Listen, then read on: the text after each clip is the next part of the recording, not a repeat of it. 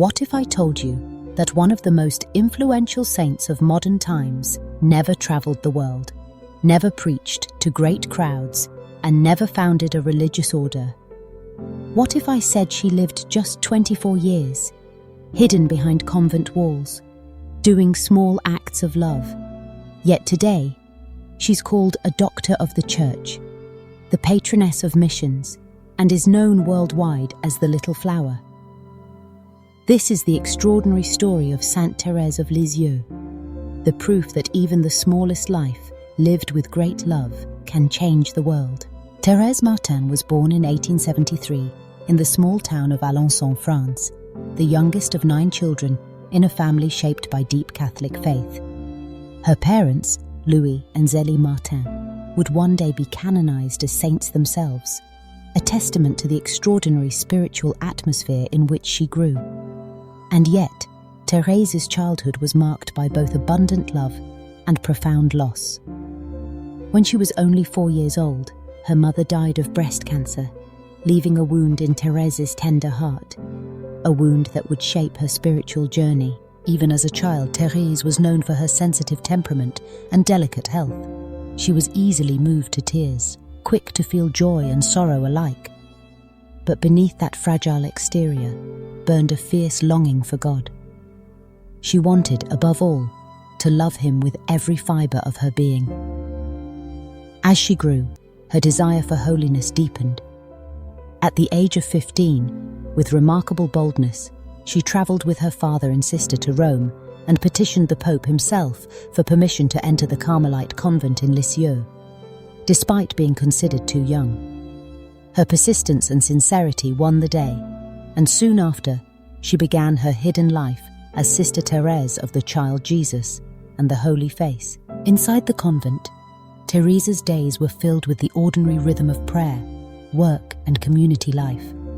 She cleaned laundry, scrubbed floors, wrote letters, and endured the small irritations and misunderstandings that arise in close quarters. For the world outside, it seemed an inconspicuous existence. But for Therese, this was the fertile ground in which she discovered her little way. She wrote with a simplicity that would become her trademark. What matters in life is not great deeds, but great love. She saw herself as a small, unnoticed flower, blooming quietly in God's garden, not remarkable for her size or beauty, but simply offering herself in love. Every act, no matter how mundane, could become an offering to God if done with love. This was her secret, the radical belief that holiness was accessible to everyone, in every moment, in every circumstance. Therese's little way was not a call to grand gestures or heroic feats. It was a path of humility, patience, and trust. She learned to embrace her own weaknesses, to accept her limitations, and to find joy in the smallest tasks. When she felt irritation or was misunderstood by another sister, she quietly chose to respond with patience and charity. She saw in every person the face of Christ. Each small sacrifice, each hidden act of kindness was a way to love God. But life in the convent was not easy for Therese. Her health, always fragile, began to decline in her early 20s. She suffered from tuberculosis, enduring physical pain and spiritual darkness. Yet even as her body weakened, her spirit grew stronger. She wrote, "I will spend my heaven doing good on earth." Her faith, hope, and love did not falter. Rather, they deepened, becoming a shining example to those around her. On September 30th, 1897, at the age of just 24, Therese died. Her last words were, "My God, I love you."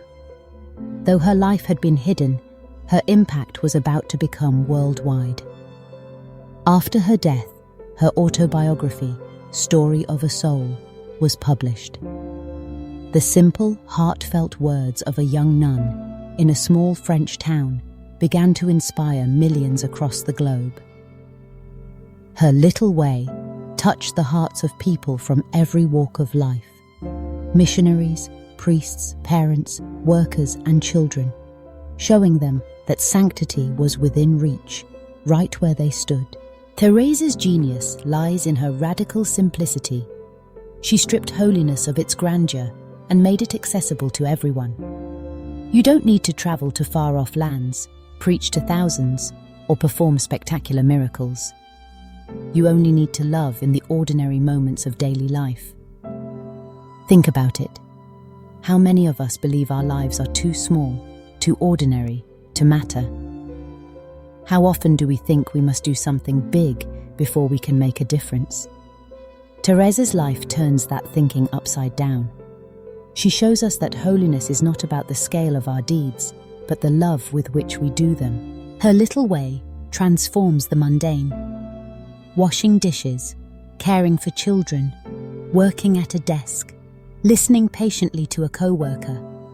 These become holy when done with love. In her weakness, Therese reveals strength. In her hiddenness, she reveals glory. She teaches us the power of smallness, the beauty of being little, and the strength found in surrender.